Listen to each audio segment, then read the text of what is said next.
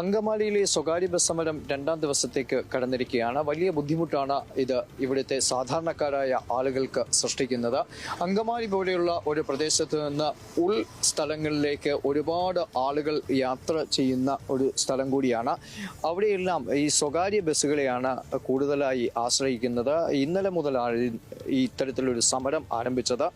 സമരം പിന്നീട് വലിയ തോതിലുള്ള സംഘർഷത്തിലേക്ക് കടക്കുകയും ചെയ്തു. അത് വലിയ തോതിൽ ബുദ്ധിമുട്ട് സൃഷ്ടിച്ച ഒരു സാഹചര്യം കൂടിയായിരുന്നു. ബസ് ബാധിച്ചപ്പോൾ നമുക്ക് മഞ്ഞപ്പുറം റൂട്ടിലേക്ക് ഇപ്പോൾ ബസ്സുകളില്ല. അതിപ്പോൾ നമുക്ക് യാത്രയെ ബാധിച്ചിട്ടുണ്ട്. ഇപ്പം ഇന്നലെ തുടങ്ങിയാണ് പണി മുടക്കുണ്ടായിരുന്നത്. നമുക്കിപ്പോൾ ബസ്സില്ല, ഇപ്പം നോക്കിക്കണു. ബസ് അത് ഇല്ലാത്തതുകൊണ്ട് ഞാൻ നമ്മുടെ തുറവൂർ ഭാഗത്തേക്ക് പോകാനാണ്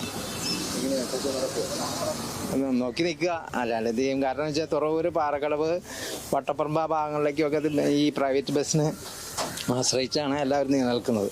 അപ്പോൾ ബസ് സമരം എത്രയും വേഗം മുന്നേ വേണ്ടപ്പെട്ട അധികാരികൾ ചർച്ച ചെയ്ത് അവർക്ക് ന്യായമായ വേതനം കൊടുക്കാനുള്ള സംവിധാനം ചെയ്യുക.